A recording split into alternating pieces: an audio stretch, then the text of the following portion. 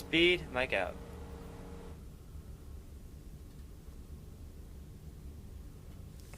My name is Joni-Sue Blinderman. I'm here with Mr. Arthur Rubin on April 1st, 1993 at the Museum of Jewish Heritage as part of the Video History Project of Holocaust Survivors. This is tape 2. Mr. Rubin, on the break you mentioned to me the feeling that you sensed from your mother in the 40s during Friday night. Yes, I mentioned to you before how joyous and how pleasant our Friday evening really used to be, how we were all dressed and sat around a table. But I remember years later, when things got bad and adults understood more than us children what is awaiting, what is happening because in different parts of the country, my mother had nieces who were already taken away from certain parts of Hungary because they didn't have certain documentation, certain papers or whatever, and rumors came back that they were taken away and they just killed off, sent to Poland and different parts out of the country, and they were just slaughtered. And I remember sitting at these tables, which used to be so joyous, and we sitting around a table, and my mother would look at us and go from child to child around the table, and say nothing and see tears in her eye. And at that time, I didn't perceive, I didn't understand what is going on. Why is she looking at us? What's the tears? Why tears in her eyes? But later it came to me that she was wondering what will happen, and I don't know whether they ever spoke about this. What will happen to you? What will happen to you? Because there were so many rumors raised, so many stories coming in that what's happening to different communities outside of Hungary, and it must have been for my mother to see, looking at the children. She gave her whole life, and her life was really unimportant to herself. Her life was for her children, and to have this fear of what will happen to the children, because she was the one who was she and my father, one who were protecting us, taking care of us, and they were completely helpless over the avalanche of problems that is facing us. And I gave for years to come after the war. I gave this experience of sitting at a table and seeing my mother. It left a tremendous impression on me. I could never forget. And so these Friday night meals in time later, in years to come, in later time, were not as pleasant as they used to be. It was a time for sitting back and almost like meditating, and what will be, and it was just a fear, and you couldn't even talk about it because you had a fear inside and you couldn't even express it. It was a fear of the unknown. We didn't know really. We knew things are bad and there were rumors coming in. We didn't know whether rumors or the truth about all kind of things happening already in Germany, in Poland, and Slovakia. Oh, by this time, I have to mention to you, there were people who lived in Hungary, in our town, in Derecke. Jewish people who escaped from Slovakia, because Germany invaded Slovakia much before they invaded Hungary, and they were going through the same thing that befell us later. Jews were being picked up and taken to camps, and so some escaped, because Slovakia was part of Hungary one time, and first of all they spoke Hungarian, and they came in either with false papers or whatever, and they lived with different people, different families, and it was dangerous for the family with whom they lived, because you're not supposed to shelter aliens. Everybody was an enemy. I mean, everybody was suspected of being a spy. And they were coming in with stories of what is happening. Very often we didn't want to believe it. It's not. Those things could not happen, because although there was hatred in town, which I told you before, anti-Semitism, I have to tell you that I never saw anybody having a gun or a rifle. People were extremely law-abiding. I mean, the law said that you walk here, then you make sure that you walk where you were told. Only people that I have ever seen that have rifles, people, the gentry who used to go hunting for hunting rifles on the horses. But other than that, there was no such thing as somebody killed somebody else, or you did not violate the law. So it was, in a sense, while you had this persecution and this hatred, it was a very law-abiding community. And to hear these things, I said, "What do you mean? And how can you just chase people out, pick people up from the street or from the home, and send them out and kill them and throw them in the river?" And it just didn't jive. Didn't add up. Mm-hmm. So it was we didn't know how to take these stories, these news, and unfortunately, most of the things that we have heard were not rumors but true, but we just didn't want to believe, we couldn't believe it. And and I remember my father walking to the shul one day, and by this time he didn't have the lumber business. He was in this trucking business with the horses and wagons, and somebody who was in the same type of a business, he was drunk. And as my father is walking to the temple, he's ready to jump on him and get a knife, which is unusual. Even they didn't use knives, and ready to stab him or hurt him with a knife.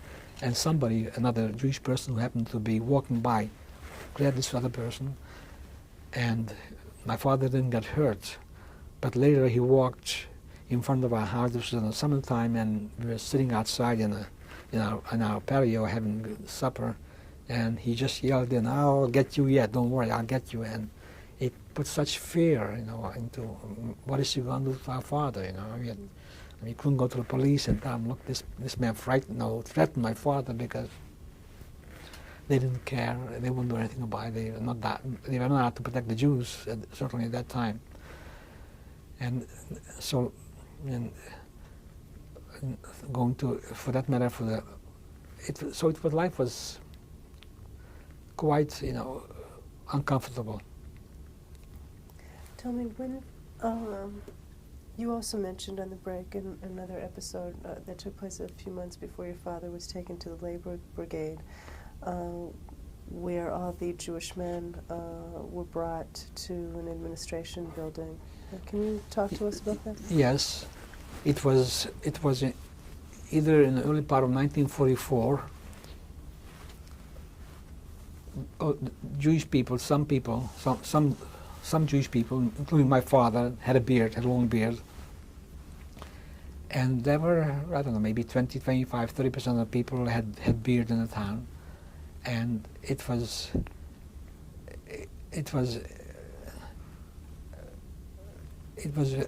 they had a beard for a religious reason. And it gave you not a status from the point of view that you had better, but it's part of your makeup with a beard. And one day these people were called to the courthouse or to the office of the mayor of the town, and they were all called in. And at night we come home from school, and our parents, my father comes back, and all other people, including the rabbi of our town, they just cut their beard off for no reason. It wasn't the law. Somebody decided to cut the beard off. And remember, it was so devastating to see these people who that you have known throughout your life with a beard, with a certain appearance. Now the beard, the mustache was shaved off. Their face was white because they were not from the beard. They was not sunburned or wind blown, and their faces are all white and shaven off with a machine, and it looked terrible. It just looked horrible, and it was such a humiliation because it wasn't done for any purpose. It was just to humiliate people, and they just cut the beard off and now go home. And in other words, step by step, what was happening, it wasn't something that suddenly there was anti-Semitism. It's chips by chips, started with little things. And it isn't something that suddenly Hitler's here and they're taking away. It slowly, step by step, life got more difficult, laws were passed, and until the day when one day you were taken away.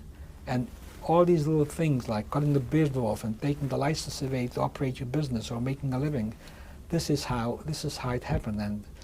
And we thought, well, probably this is the end of it, and now things will get better or whatever. But instead of getting better, it got worse and worse. And we, for some reason, I don't know why, Jews in Hungary, I guess they were just naive, or they were just fooling themselves, and they felt, well, it won't happen to us. Things are happening in Poland or Czechoslovakia or Germany for us, because the Jews of Hungary, they were very patriotic. They were trying to.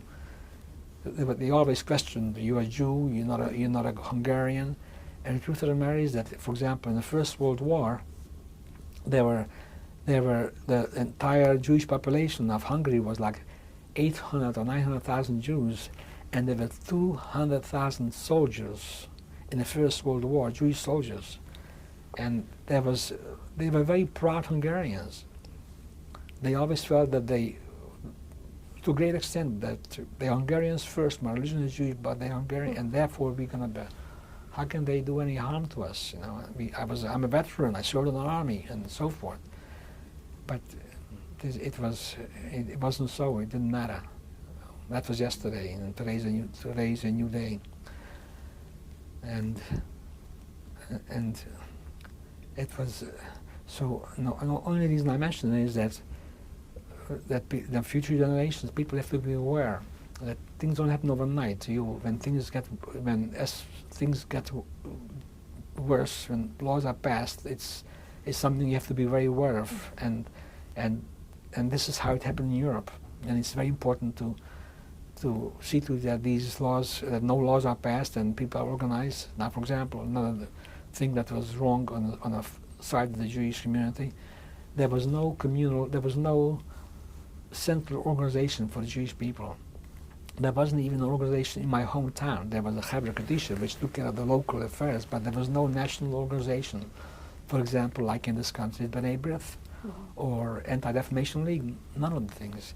Each town was a little independent town, and we didn't know what happened the next town. And there was no organization that would tell you, look, things are getting worse, you're going to have to fight back, or you have to organize and you have to hide. There was nothing. There was absolutely nothing, and anything that happened 30 miles away, unless you were in that town, very few people had telephones, you didn't know what was happening. The newspapers were already anti-Semitic. They only reported things that they wanted to report. They didn't report the truth. And there was nothing to tell people what is taking place, what is happening. If anything happened, no, it's not true. It was denied. And that was a mistake, of course. In retrospect, it's a mistake. That's how things were. It wasn't the communication was so different than it is today. So you really can't blame them for it. But that's how it was. And had they had an organization, a national organization, Jewish organization, perhaps they could have warned the people what is taking place, and it would have been more brought to the public opinion. And who knows, maybe would have helped a little bit. Mm-hmm. We had no idea what awaits us. I mean, we heard things, what is happening. I mean, I was in Auschwitz for maybe 4 or 5 weeks before I knew what's taking place in Auschwitz. So, and it wasn't just because I was so young. Even older people, they didn't know what's taking place. Tell me, what were the circumstances surrounding your father's being taken to the labor brigade? Well, my father, a lot of people were already called into this labor brigade, starting in. Well, there was a war, and everybody was in the army. And I mean, Jews and Christians. However, the Christians were in the army, and the Jews were in this labor force. And as the war progressed, the age was raised. At the beginning, maybe the age of draft age was from 1920 to 32. Then it kept going up and up, and then in 1944, my father was 44 years old, and this was the first time my father was called in. And I remember he was called in, and they gave him about 2 or 3 days to report to a certain town, in Hungary. And I remember, and it was so devastating. It was just unbelievable. He has to go and report and leave the family behind. And you know, I'm looking back as a child, and naturally, father and mother gave you this, whatever security you had was through your parents. And now my father's been taken away, and it wasn't so much feeling sorry for yourself. I said, where is he being taken? What are you going to do? So I remember there was and how are you going to pack for him? What is he going to take with him? You're not going to take an attaché case or a suitcase with him because you're not going on a vacation. So there was a family who lived across the street who used to have markets on different times of the week, and they had these tents, canvas tents, and so remember I went over, or maybe my brother went across the street and asked him, can we kind of get a few yards of canvas so we can make a knapsack, a big knapsack for my father. So Joni says, went up to the attic, and they cut off, I don't know how many yards of canvas, and we ran to the tailor, and we had a knapsack made for my father. Mm-hmm. And so he can, when he goes to his camp, he's going to take whatever you can put in a knapsack. And what do you put in a knapsack? Naturally, first thing was his talis and his tefillin, and his prayer books, and then extra clothes and underwear, perhaps extra pair of trousers, and some food, and you put whatever, and it was so sad, like you're losing somebody, like you almost had a feeling that you're losing somebody, and you wondered to yourself, will you ever see this my father again? And of course, this was not a new thing, because this happened to a lot of people before, those who were younger. And maybe because my father was already in his age, 44, and he had a big family, maybe he wasn't drafted before. But he had to go report to a certain city, and naturally we already knew who's there from our town, that city. And I remember the day my father came, when my father had to leave, he had to go to the station, and everybody was home, all the children, and we all walked them out to the gate. I remember like this happened today. And it's a custom, I don't know where the custom comes from, that when somebody goes on a long trip, you walk with him, not only to the gate, but outside the gate, 10 or 15 feet, or 10 or 15 steps. And I remember my mother walking with my mother, and with tears in her eyes, and walking her husband that she loved so much. I have yet to see a husband and a wife that had so much love for each other, walking in this 15 steps, and all of us behind her, and like asking herself, will I ever see him again? Is this the last time I'm seeing you? And unfortunately, that was the last time she ever saw her husband again. And he got to this camp, and now he used to write to us, and we used to write to him. And whatever correspondence, whatever we wrote to him, postcards or letters, my father saved. And after the war, he brought these letters that we wrote to him while he was in different camps. And I have these cards, and when I read these letters, it just breaks your heart. All of us, all the children, have wrote a few lines. We are well, and we are doing okay. And my mother wrote that all the children are particularly well behaved since you are not here. They know that you should behave, and they are waiting for you, they're praying for you to come back, and they're very helpful, and we're waiting for the day that it just happened, that you should come back. And my mother writes to him, my father was very light-skinned, that be very careful, that don't get sunburned, and cover yourself, because he had reddish blonde hair, and what are you eating, and I worry about you, that you shouldn't catch a cold, and you don't have enough food, or you don't have enough clothes, and it is so, just little thing, nothing, just correspondence. And this person, our sons have made deliveries to such and such a person, this person owes us some money, and we'll manage, and And these cards, these letters that we have written, some written by my sister to my father, and most of them by my mother, and they're just heartbreaking letters because it tells you just what the conditions were when my father was away already, and he had a I don't know a premonition that I better hold on to these letters, and he saved these letters and he brought them to this country, and I had these letters, and it was just very trying, very sad days. It was devastating. It was devastating, and it put tremendous fear and in our family. And he was in one camp, then he went to a different camp, and we wrote to him, and he wrote to us. Naturally, he tried to make it out that it isn't so bad, that things are okay, and these other people from our town.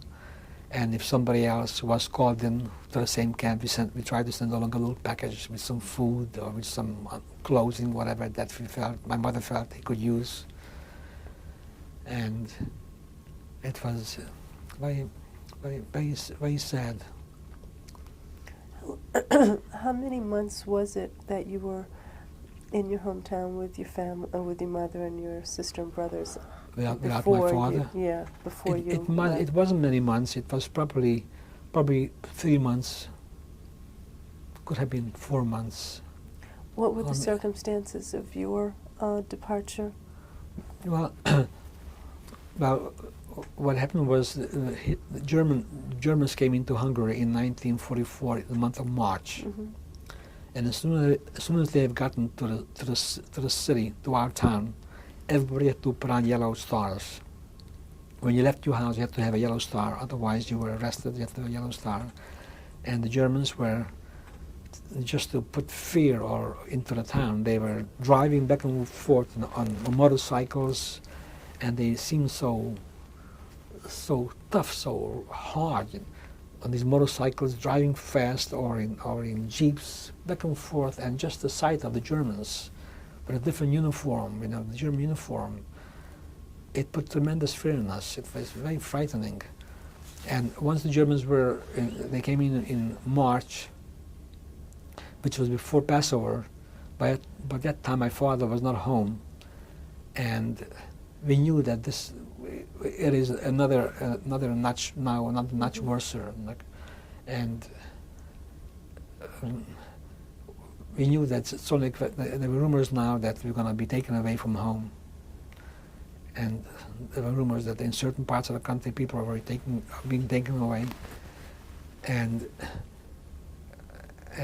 most of the adults, most of the Jewish adults from the age of 19, 20 to 42, 44, even up to 50 were already gone in these labor camps. So the people who were left home were the old people, sick people, children, wives, and so the able-bodied people were gone. However, I remember that one day when after Passover, our rabbi, who was an older person, he was still home. One day came to a German police, no, a German soldier and a Hungarian detective and a soldier, a gendarme, and the police came to his house, and they called him out, his son-in-law and his son-in-law and his son, and about 25 other people who were still home, who were the leaders, or who were not the leaders, but who were still home and who were the better-known people of the town, and they were taken away to a different city, to the next city, which was about 25 miles from where I used to live. The name of the city was Debrecen, the second largest city in Hungary. And now the rabbi is gone, and we didn't know why and what will happen to these people. And it was also as, what is happening? Why were they taken away? Are they taken away temporarily? Are they coming back?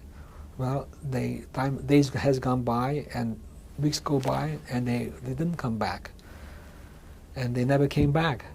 And now Passover is over, it's April, May, and now there's more and more rumors that you will be taken away.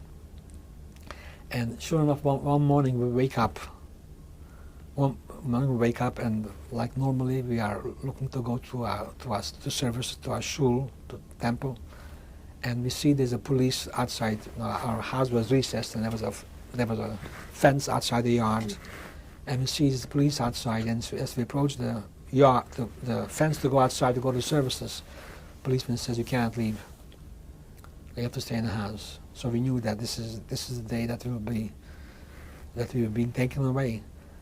And they didn't come into the house immediately, but we knew there's something happening. And later the police comes in, and they tell you, we'll give you 2 hours to get ready, and take with you just the necessities that you need, that you can carry with you, or there's going to be a wagon in front of the house.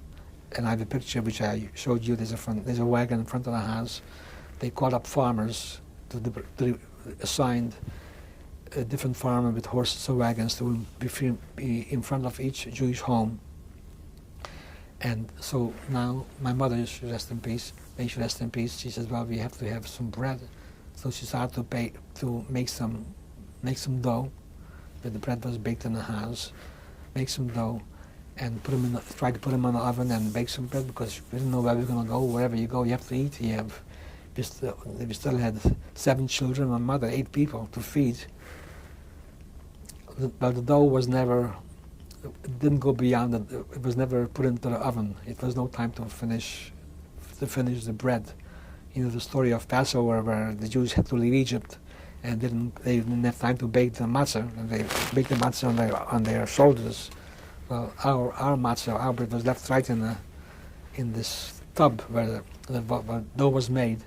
It was never baked, and we tried to dress. What do you take along? We don't know where we're going. Or, I mean, if you ever were in a camp for the summer, you know what it is to pack for the summer camp. Now you're going somewhere. What do you take with you? How are you going to pack? Well, we put in 2 pair of trousers, our best 2 pair of trousers, our best shoe, our best shirt, perhaps 2 pair of shirts on ourselves, and whatever we felt, maybe a sweater, although it was the summertime, but if we had a sweater, I'm sure we took a long sweater.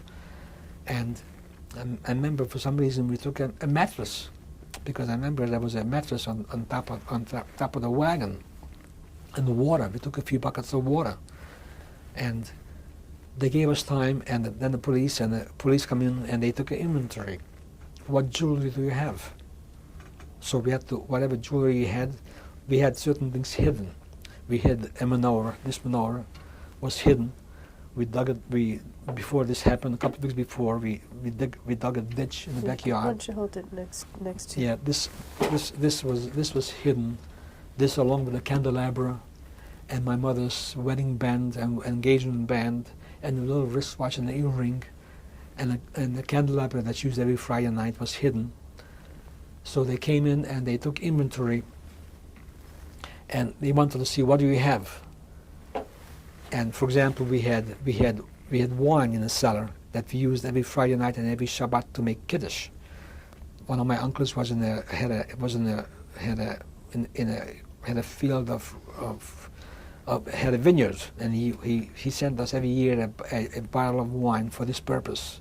Oh, you have wine. So I remember we had to go downstairs and taste the wine. They thought we have poisoned the wine, so somebody should drink it after we leave. This was their mentality. We want to poison somebody. So we had to go downstairs and drink some wine. I mean, at that time it didn't occur to why should we drink wine? But this was the reason. They thought we probably poisoned the wine. Whoever is going to drink it later will get poisoned.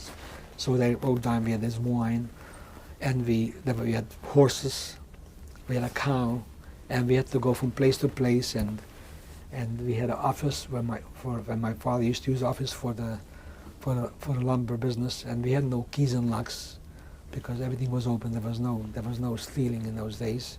But they took a piece of leather, and they just put a leather on the door and on the other part, and nailed some into this leather. It's locked, and all of us, the whole family, was going together.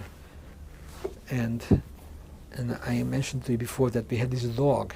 This dog was following us around like almost like this dog knew there's something happening. And this fear of leaving this house, I cannot describe to you, because my hometown, my home was our entire security. It isn't like today that you look in television and you see different cities and different countries. We knew nothing but this town. This was, to us, this was the entire world. And our home, naturally, was the central location of the security of that home.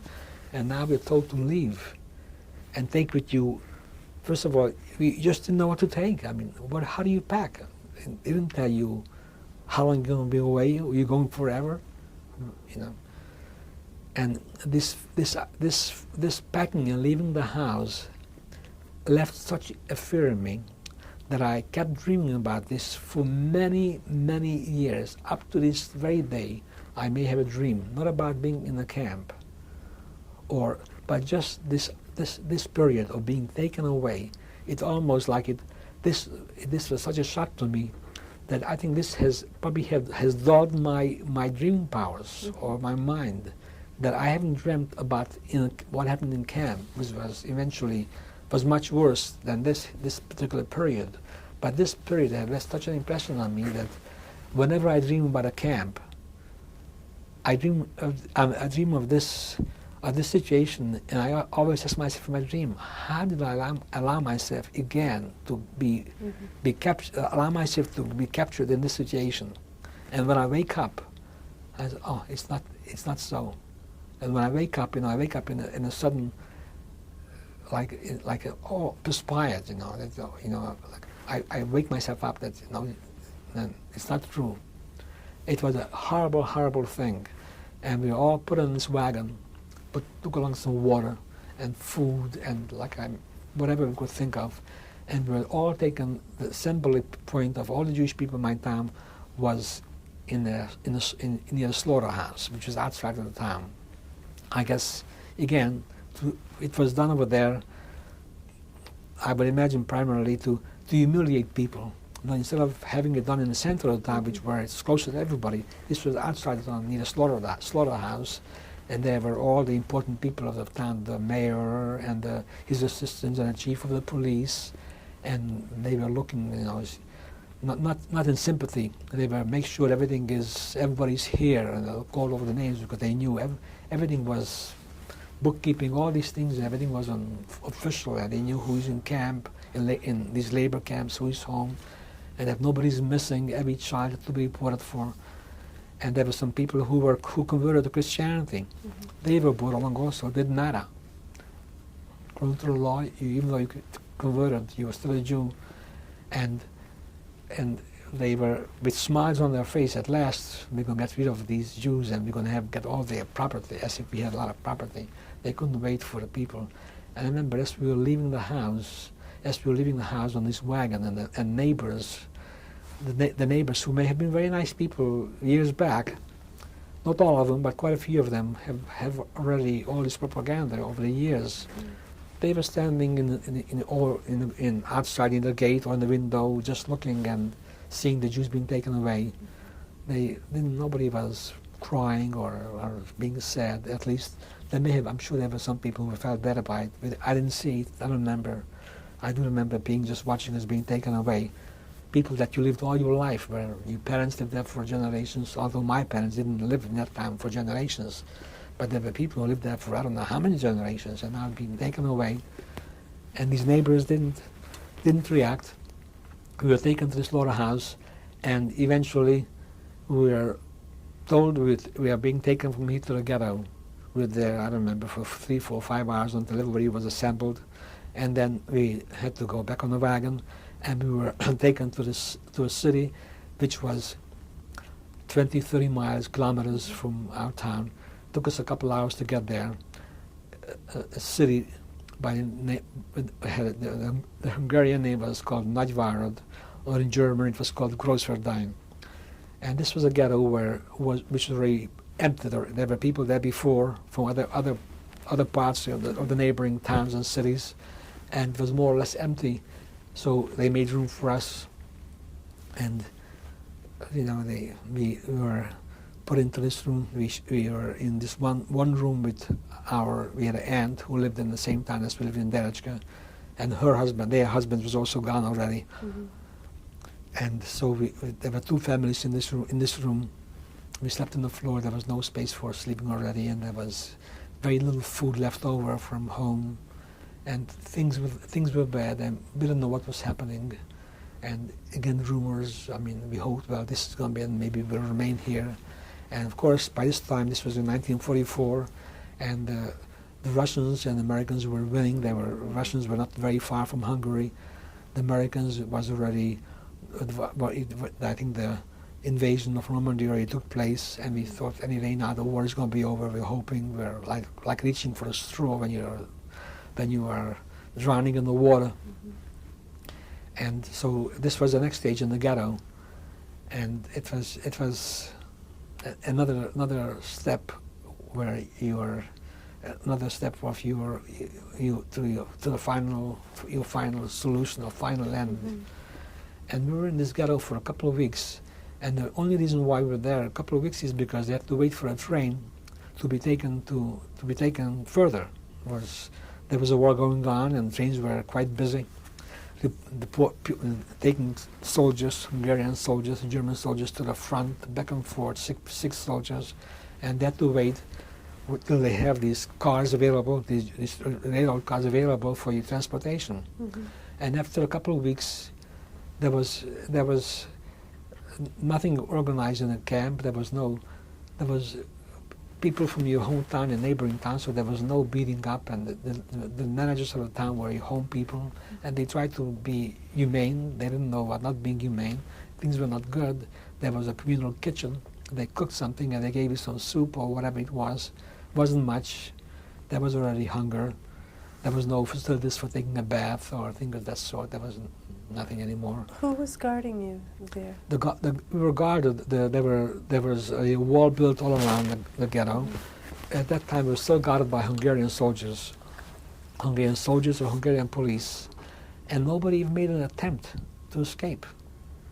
I remember my brother, may he rest in peace, my oldest brother Ernie, he was talking with a friend about hiding in a ghetto, finding a place in the ghetto, and so he's going to remain there. That's maybe after we're taken away and everything will calm down, and maybe he's going to come out and save himself. And we kind of reprimanded him. How can you do this? How can you not be with your family? And would you want to be on your own and not knowing where the family is?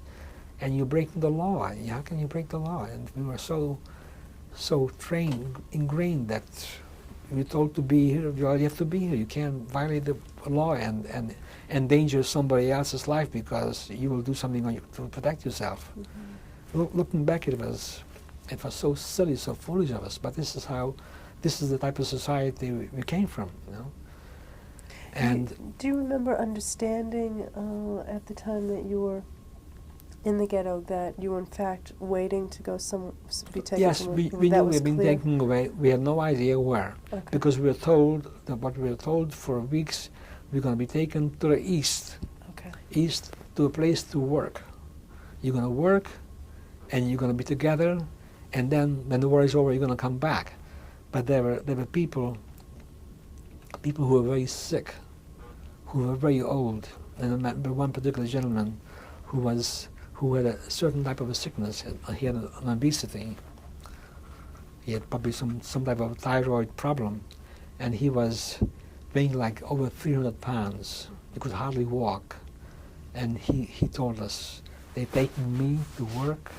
I can't walk." I said, "They're not taking us to work." Mm-hmm. And so people who were a little wiser, a little older, or had more of a premonition, or maybe more realistic, who didn't want to just be naive or daydream, they knew that they're not taking you to work. But this is what we were told. But we had no idea where. Is it Germany? Is it East? They didn't say Poland. Mm-hmm. East. When were you finally taken? We were taken from this ghetto. We were taken June 26, 1944. And I remember this date so clearly because this happened to be exactly my birthday. I was 16 years old, June 26, 1944. We were put on this train, and by this time German soldiers were involved, and they walked around with a cane in their hands, and now, for no other reason, just to terrorize you, they used to scream, "Schnell, schnell," means faster, faster, and hitting a person, hitting a lady with a stick. And when I first saw this, I haven't seen this before. There was anti-Semitism, but there was no outright beating of adults. Mm-hmm. There was fighting among children. I couldn't believe that, hitting a lady with a child in her hand, and for no reason, just because she wasn't walking fast enough. And schnell, schnell, and just to put this terror on you, and just so that they not that there was no resistance, but they shouldn't even think of type of resistance. You should be just so preoccupied to do what you're told to do that you shouldn't think of try to escape or fight back. And you're taken to the train, put into the train, really crowded, to the extent that you hardly had a seat just to sit down. A cattle train had 70, 75 people in the train, had a little window on the top of them, but the windows were boarded with boards, on the outside, just so that nobody should try to jump out. And I can't. There was a barrel for put a barrel for the services for you have to go to the bathroom in the barrel, and I don't remember there was any water was given or food. There was no there was nothing given for the trip. Whatever you had, you took with you, and the train and this train ride was just horrible. They closed the gates. They closed the gate and shut the gate. And I remember getting to the train and shutting the gate. It was just another thing that we had all along. I felt another bit of insecurity. Now the gate is closed. Another step towards towards whatever will happen to us. And being in this train, it was June and happened to be a warm summer, and it was hot. There was no water. And then naturally there was hardly any food or little food, but I remember water was more of a problem.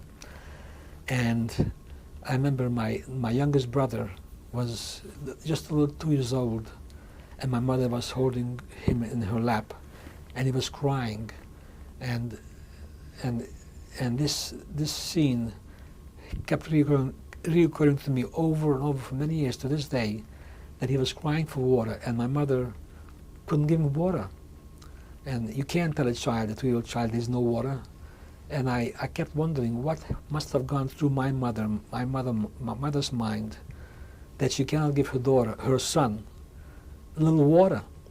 And not only her, but there were, hundreds of people in this transport. There were, I don't know, about 10, 11 railroad cars, and there were us and many other people. I'm talking about my mother because that's closest to me. And there was no one there to help her. Her husband was taken away before. She's in charge of the family. The kids are hungry, dirty, filthy, and here she is helpless. And here's a mother who was so good, who had nothing in her, who spent her life doing good things for her family, for the community, and there was not a bad bone. I don't remember ever saying bad about anybody or losing her temper. She was just like, to me she was a superhuman. And now she's in this condition, and there's nobody to help her. And this goes through so often in my mind, simply because now I'm a grandfather. I have children of my own, and not to be able to, never mind that you can't help yourself, which is bad enough to have your own fear, but when you have children and not being able to help your child, must have been just horrible to my mother.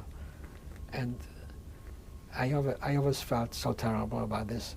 And as we were going through the towns, we went to different parts of Hungary, and we had to stop at different parts because simply had to wait till other trains passed by. And remember, there was a war. We just couldn't. It took us three days to get from this ghetto to Auschwitz, and the train ride shouldn't have taken probably no more than 8-9 hours.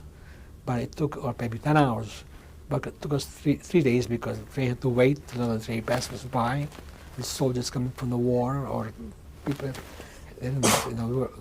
we were not priority, in other words. There were more important trains than us. We could wait as far as the Germans or Hungarians were concerned. And went to different parts of the city. And finally, we went to Slovakia.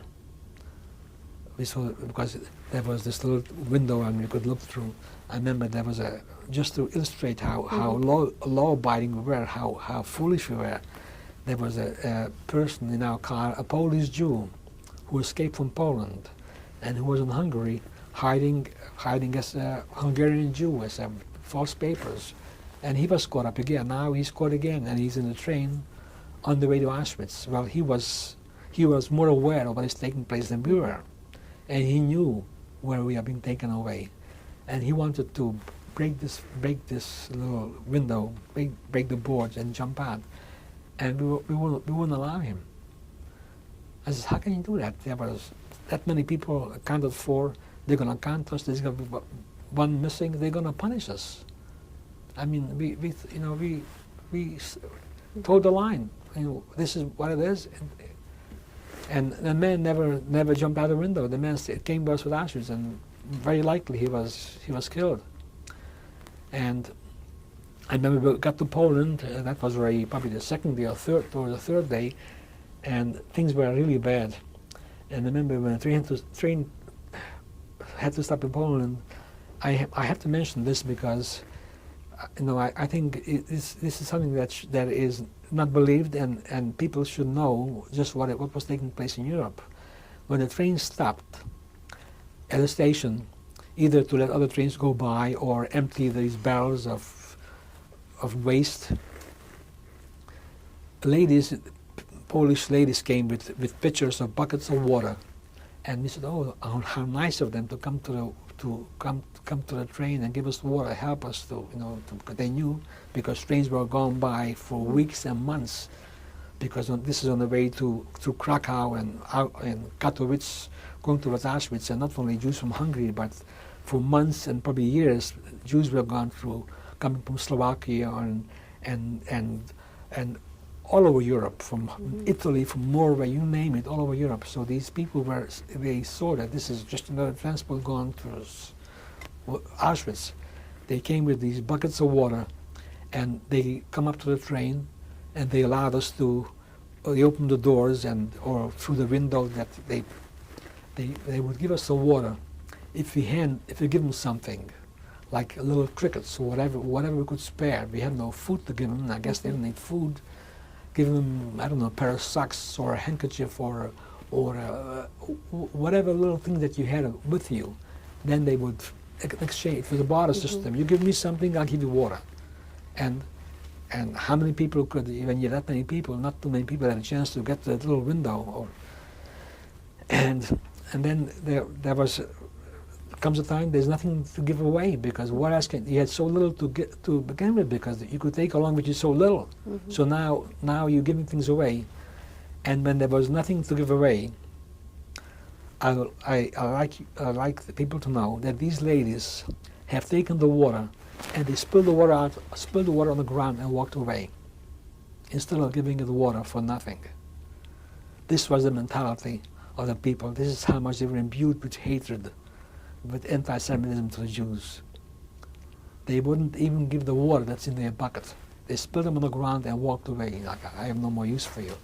The next day they probably came back again, and this is one way of, not that their life was great, their life was not so great, but they had no sympathy for a fellow human being. And after 3 days, June 29th, we have arrived to Auschwitz. It was early in the morning, it was still dark. I remember we pulled into a place, and I saw lights for as long as, through the windows, as long as I could see, there were lights, the fences with lights. I could not imagine where we are, what is happening, or what is this? But we saw these lights lit up, all straight lines, everything laid out straight. and dozens of and barracks. Now they are now barracks, long rectangular shaped barracks, all everyone the same shape, all lined up the same way. And when it got a little later, when I guess there were other trains ahead of us who were being unloaded, then our chance came to be pulled into the train, to the rams where were unloading us, which must have been later, but it was already daylight, 8, 9 or 10 o'clock in the morning. They opened the gate, and we see these people with striped uniform. They had the hair shaved off, no hair on their head, no hair on nothing, no hair whatsoever, and the striped cap. People who looked fairly strong, and German soldiers outside screaming, "Heraus, heraus, out, out, fast!" Like there's an emergency, like there's a fire. I mean, but again, by psychology, put you into fear and no resistance, just too fast, and we were trying to take along whatever left we had. We still had a few things that we took along from home. We were trying to take along whatever we had. He said, "No, leave it here, leave it here." He said, "We can't. We don't have our name on it. How will you know whose is whose? Don't worry about it. Just leave it here. Out, out." And this had to be done fast. And some people were really, really sick. I mean, they couldn't walk anymore. We were taken out, and again, this now another scene, seeing these people in these uniforms, like people from outer space, and these Germans, and they tell you how to line up.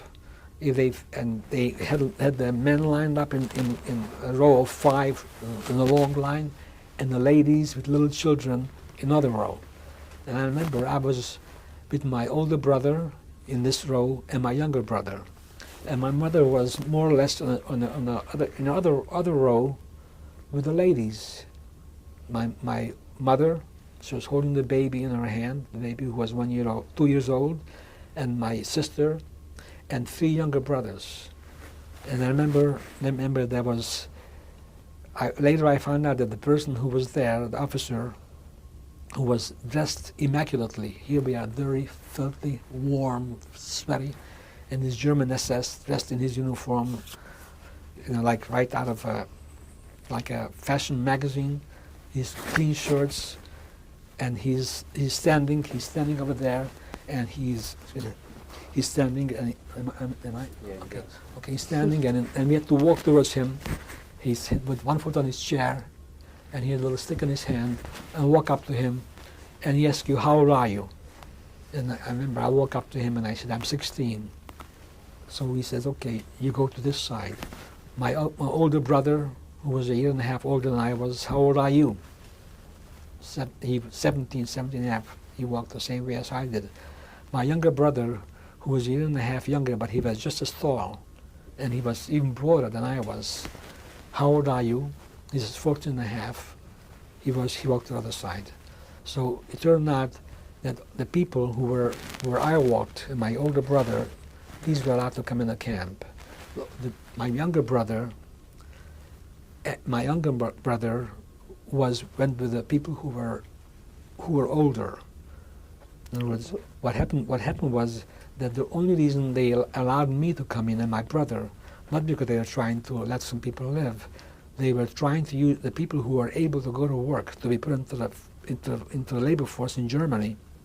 They were trying to utilize while they can as free laborers, as slave labor.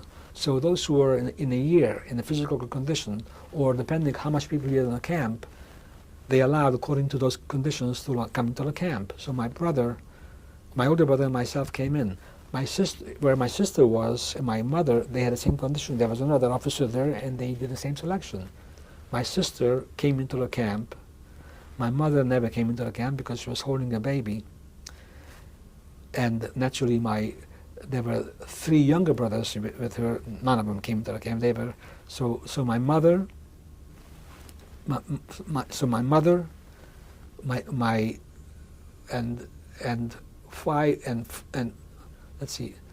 4 brothers, and 4 brothers were immediately taken to the other side, and they were taken to this place where they were told they're going to be given a shower have to get undressed and given a shower, and they were squeezed into this place. In other words, it was like a mass production. They didn't want to use any space. Squeezed into this place, as many as possible, and they told them they may have given them a towel or a soap, and they said, you're gonna take a shower, and because you're traveling for days, and we disinfect you, and we're gonna give you clean clothes. And instead of getting water coming out from these faucets, gas came out, and they were gassed.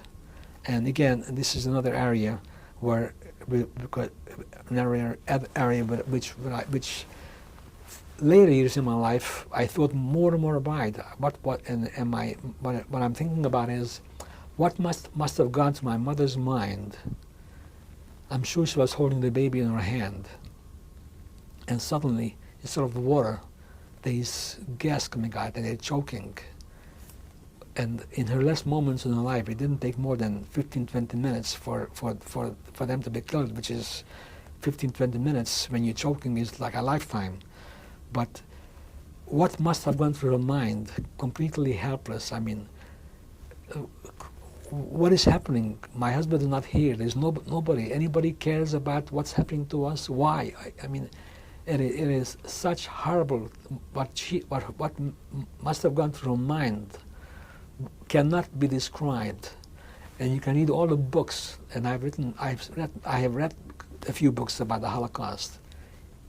No book can capture the feeling that went through people's mind, what they suffered, what they felt, to go through this, see her children are being gassed, and she can't catch her breath.